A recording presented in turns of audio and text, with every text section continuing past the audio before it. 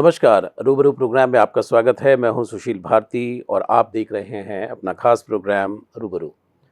जी हां, रूबरू प्रोग्राम में हम आपकी मुलाकात कराते हैं किसी न किसी एक खास मेहमान से। आज हमारे स्टूडियो में मौजूद हैं डॉक्टर कुमार प्रशांत मानव। हमने पिछले कुछ एपिसोड्स में उनसे बहुत सारे मुद्दों पर हमने बातचीत की है। आज के मुद्दे भी कुछ खास हैं जिनसे चर्चा करेंगे।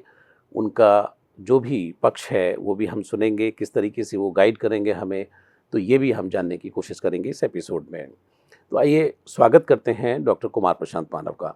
डॉक्टर साहब, आपका बहुत बहुत स्वागत है। धन्यवाद, नमस्कार जी डॉक्टर साहब, जो पहला जो प्रश्न है मेरा आपसे वो ये है कि आज एक बहुत ही भयंकर समस्या है समाज के अंदर कि हर व्यक्ति जो है वो स्वयं को सही सिद्ध कर रहा है।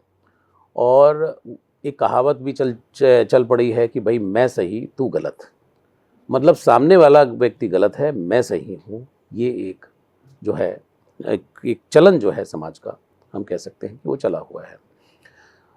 आप क्या कहना चाहते हैं कि अगर हर व्यक्ति यही सोचता रहा कि भाई मैं सही तू गलत, तो ये फिर समाज जो है ये किस तरफ जाएगा? ये बहुत भयानक स्थिति है ये जी।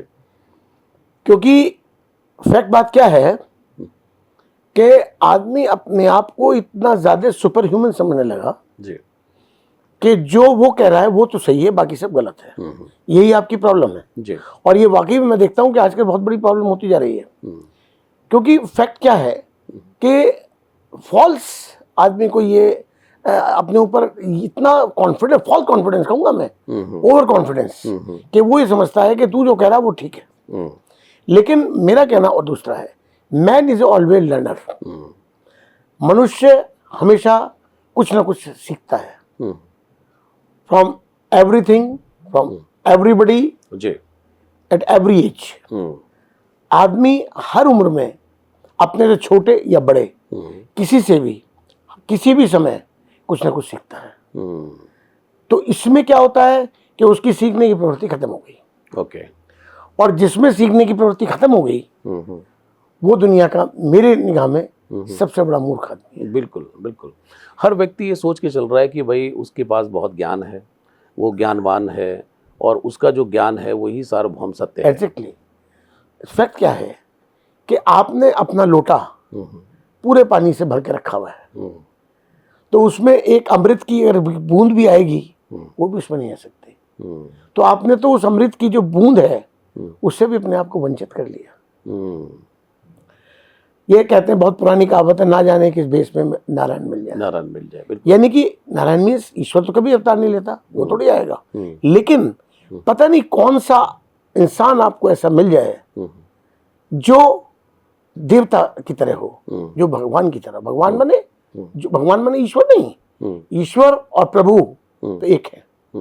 भगवान मीन्स जो इंसानों में उत्तम है, पुरुषों में उत्तम है, उसको भगवान बोल देते हैं।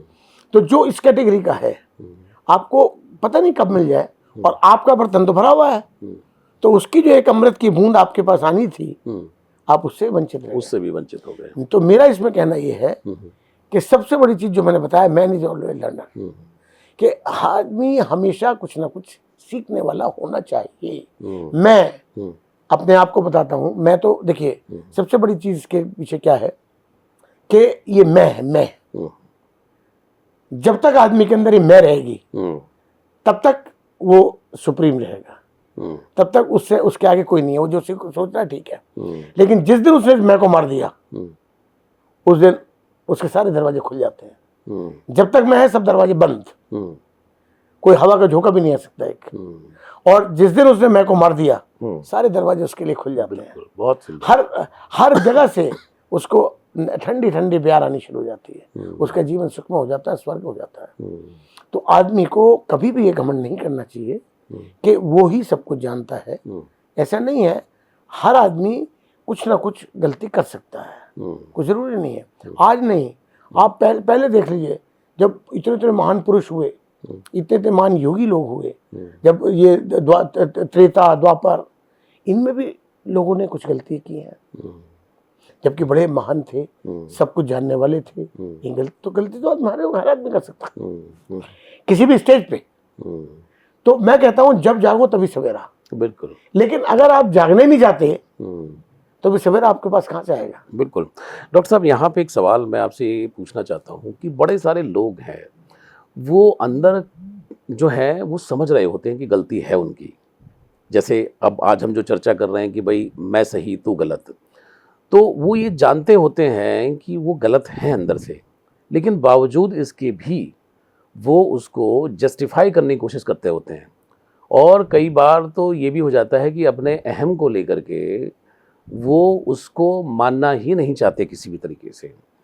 ऐसे लोग अगर अपनी ज़िद पर अड़े रहते हैं, या ऐसे लोग हमेशा अपने आप को सही सिद्ध करते रहते हैं, आपकी निगाह में आगे जो उनका भविष्य है वो किस तरह का होगा?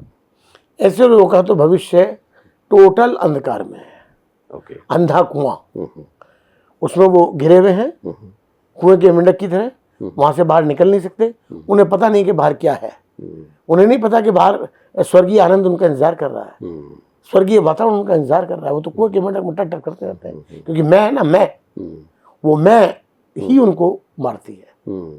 तो मेरा इसका कहने का मतलब ये है कि आदमी को इतना सॉफ्ट होना चाहिए और इतना फ्लेक्सिबल होना चाहिए।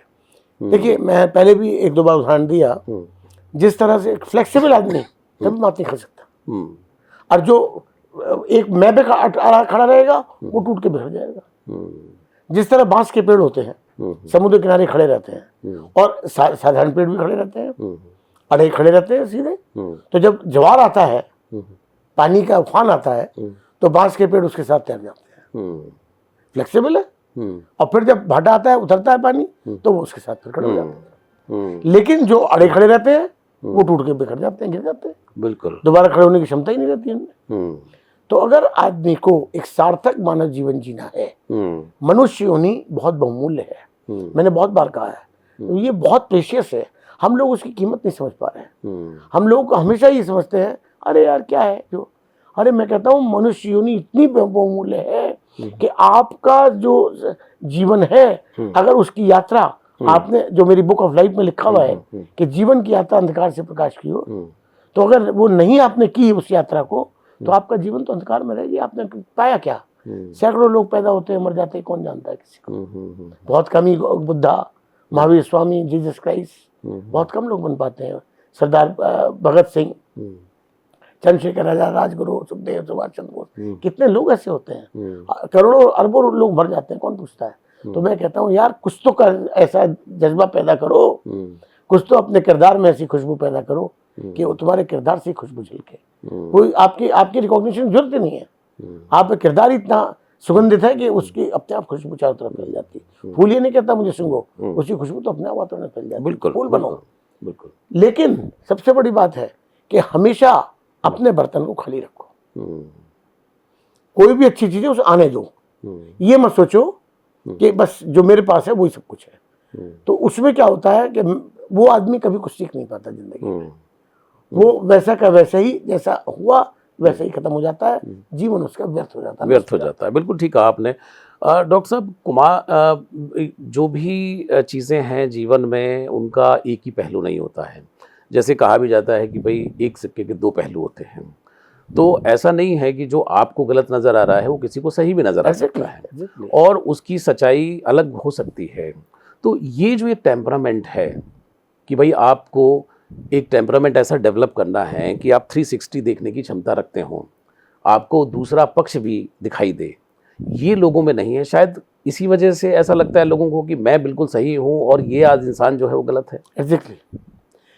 मैं तो बताया ना कि ये आदमी की मूर्खता है, फुलिशनेस। कि वो जो आदमी अपने आप को सबसे बड़ा बुद्धिमान समझता है, मैं कहता हूँ दुनिया का सबसे बड़ा मूर्ख है। क्योंकि उसने तो अपनी क्षमता को ही सीमित कर दिया। जबकि आदमी की क्षमता जो है, कैपेसिटी, कैपेबिलिटी सीमित होनी चाहिए, अनलिमिटेड होनी चाहिए। वो तभी तो होगी जब वो खुली रहेगी। जब आपने उसको बंद कर दिया तो खत्म हो गई। यही स्थिति है। ऐसा आदमी किसी दूसरे का नुकसान नहीं करता, केवल अपना करता है। किसी दूसरे से उसे क्या फर्क पड़ रहा है? ठीक है, तुम अपने आप को मान रहे हो, माने जाओ, तुम सही हो तो होते रहो, मुझ पे क्या फर्क पड़ रहा है? मुझ पे क्या फर्क पड़ता है? तो वो क्या है, वो अपना ही नुकसान करता है। वो उस कालिदास की तरह है कि जो कालिदास जिस जाल में बैठा था उसे काट रहा था, वो उसी तरह से है। मैं तो ऐसे लोगों को कालिदासी कहूंगा कि जो अपने आप को ही सही मानते हैं, दूसरे को गलत मानते हैं। उनका जीवन तो व्यर्थ है। समाज ना तो अपने परिवार के काम आता, क्योंकि अच्छे जैसे वो हैं वैसे उनके बच्चे संस्कारित होंगे, तो बच्चे भी बिगड़ गए, नई नस्ल भी गई, तबाह हुई, परिवार भी तबाह हुआ, देश और समाज को योगदान दे नहीं सकते, क्योंकि वो तो सब कुछ सीखे हुए, वो क्या देंगे मानवता को, वो योगदान नहीं दे सकते। अगले जन्म के लिए जो 4 कर्ज हैं, मैं हमेशा बताता हूं, मनुष्य के 4 कर्ज हैं जब वो पैदा होता है, जब बच्चा पैदा होता है। परिवार और माता पिता का कर्ज पहला, दूसरा कर्ज देश और समाज का, तीसरा कर्ज मानवता का, और चौथा कर्ज है अपने अगले जीवन में आप क्या ले जा रहे हो। वो भी आपका इसी जन्म में कर्ज है। अगर इस जन्म में वो नहीं कमाओगे तो साथ क्या लेके जाओगे। इसलिए इस चारों कर्जों को पूरा करने के लिए, करने के बाद ही आदमी को सफल कहा जाता है। बिल्कुल। तो आप इसमें को तो पूरा कर नहीं पाओगे, तो आप किस बात के सफल रह गए। आपसे ज्यादा असफल इंसान दुनिया में दूसरा हो ही नहीं सकता। हो ही नहीं सकता, बिल्कुल ठीक बात है। विषय की बात चल रही है डॉक्टर साहब की गलत और सही का जो फैसला है उस पर मैं थोड़ा सा रहना चाहता हूँ। 2 भाई हैं घर के अंदर, जैसे कि समाज भी एक परिवार भी एक इकाई है समाज का।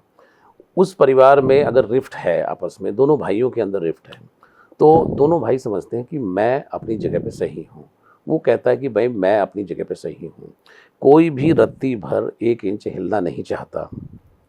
ऐसे समय में अगर समाज की व्यापक तस्वीर को अगर हम देखें तो वहाँ पर हर व्यक्ति वो यही कर रहा है कि मैं सही हूँ।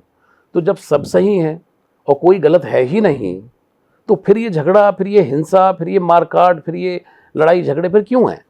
इसीलिए तो है ना कि एक अपने को सही मान रहा है, दूसरा अपने को सही मान रहा है, फिर दोनों में क्लैश हो रहा है।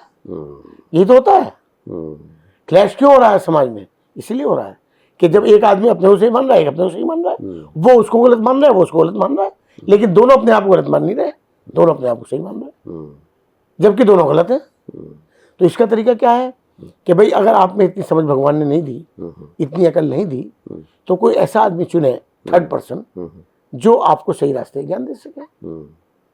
या और भी कुछ नहीं तो मेरी बुक ऑफ लाइफ को पढ़ ले, आपको पता चल जाएगा सही क्या है, गलत क्या है। बुक ऑफ लाइफ जो है वो मैं सही बता रहा हूं, इस मनुष्य योनि के लिए, मानव जीवन के लिए सबसे ज्यादा बहुमूल्य और बेशकीमती किताब है, जिसके अंदर वो मंत्र दिए गए हैं। एक बुक ऑफ लाइफ के अंदर एक एडिशन में 100 मंत्र हैं और 12 रूल ऑफ लाइफ दिए हैं। दूसरी में दूसरे 100 हैं, अलग है सब। तीसरी में तीसरे 100 हैं और चौथी अब लॉन्च होने जा रही है। तो ये किताब अगर कोई पढ़ेगा तो उसे अपने आप पता लग जाएगा कि मैं गलत हूं, सही उसे अपनी गलती का एहसास होने लगेगा। और एक बात और बताता हूं, ये आदमी खुद ही अपने गलती को पहचान सकता है, दूसरा कोई नहीं है। इसका तरीका ही मैंने बताया। अगर वो अपने ज्ञान के नेत्र खोलना चाहता है तो जब जागो तभी सवेरा, कोई उम्र नहीं होती। जब उसको लग जाए कि मैं गलत हूं तभी उसका सवेरा है, और नहीं जाएगा, सोता रहेगा तो उसका कभी सवेरा हो ही नहीं सकता। सोते रहेगा वो तो जीवन खत्म हो गया उसका। तो इसमें क्या होता है कि मैंने बताया कि हर आदमी 15 मिनट रात को बैठे एकाग्रचित होकर, ईश्वर को साक्षी मान के, और उसे ही पता है कि वो गलत है सही है। केवल वही मनुष्य बता सकता है जो खुद है कि वो गलत है या सही है, दूसरा कोई नहीं बता सकता। उसे एहसास है कि उसने क्या गलत किया, उसको वो रियलाइज करे, और रियलाइज करके कसम खाए, ये व्रत ले। ये व्रत नहीं जो अब ये नवरात्रि को शुरू हो गए, या हनुमान जी का मंगल का संकल्प ले, मतलब वही व्रत वही है। व्रत का मतलब यही है संकल्प, कि आज से मैं व्रत लेता हूं कि मैं अपनी गलतियों को रियलाइज करूंगा और उनको भविष्य में रिपीट नहीं करूंगा। कितना बड़ा महान व्रत है। जैसे भीष्म पिता, मैंने अपने पिताजी के लिए व्रत लिया था कि मैं व्रत लेता हूं कि मैं आजीवन ब्रह्मचारी रहूंगा, और उन्होंने शादी नहीं की। ये होता है व्रत। ये थोड़ी ये जो आजकल कर रहे हैं व्रत नहीं है, ये तो उपवास है। और उपवास भी उस श्रेणी में नहीं आता जो नेचुरोपैथी वाले कहते हैं। तो ये तो कुछ नहीं है, तो व्रत है। तो ये होता है आदमी को कि आदमी व्रत कब लेगा, जब उसे एहसास होगा कि वो गलत है, और ये एहसास वो खुद ही अपने आप रियलाइज कर सकता है, दूसरा नहीं कर सकता, दूसरा व्यक्ति नहीं कर सकता। तो ये आदमी खुद ही उसका, या तो कहना चाहिए कि खुद ही दोषी है और खुद ही सुधारक है। बिल्कुल। मनुष्य स्वयं दोषी है और स्वयं ही उसका सुधारक है। एक चीज़ और जानना चाहता हूँ डॉक्टर साहब आपसे कि कई बार मन के अंदर आपकी अंतरात्मा को ये पता होता है कि आप गलत हैं और सब कुछ पता होता है, लेकिन उसके बावजूद भी जो भी सामने वाला व्यक्ति है उसके साथ में क्लैश है, तो उससे जाकर के माफ़ी मांगने की हिम्मत नहीं पड़ती लोगों की। चाहते हैं, मन के अंदर भाव भी है, समझ भी चुके हैं कि वो गलत है, लेकिन माफ़ी नहीं मांगना चाहते। ईगो, ये 3 वर्ड जो है ना, EGO, ईगो, ये तो सत्यानाश कर देता है आदमी का खुद का और उसके परिवार का। ईगो नाम की चीज़ तो होनी नहीं चाहिए। मैं तो हर एक से कहता हूँ कि अपनी ईगो को वो डस्टबिन रखिए ना, बाहर उसमें फेंक दो। अगर जीवन को जीना है अच्छे तरीके से, अपने स्वर्ग बनाना है इस लाइफ को, तो ईगो नहीं, जहाँ ईगो आएगी वहीं लाइफ बेकार हो जाएगी, थ्रेश हो जाएगी, बिल्कुल थ्रेश हो जाएगी। तो इसलिए इसका जो पर्पज जो आपने बताया, इसका मेन रीजन ईगो है। क्यों ईगो के होते हुए वो उससे नहीं कह पाता। और मैं ये कहता हूँ, जिस दिन वो ये कह के चला जाएगा उसके यहाँ कि भाई माफ़ करना, मेरी गलती थी यार, भूल जाओ, अब हम वही है पुराने। अब देखो दूसरा आदमी आपको नहीं हाथ से गले मिला ले तो कोई बात है। इस पर एक वाकया याद आ गया जो बहुत सुंदर। ऐसा था कि एक आदमी बहुत खराब था, उसका पड़ोसी बहुत अच्छा था। अब जो बहुत खराब आदमी था वो उससे हमेशा लड़ने के बहाने ढूंढता रहता था कि मैं इससे कैसे लड़ूं, इससे कैसे गाली बकूं, कोई बहाना मिले।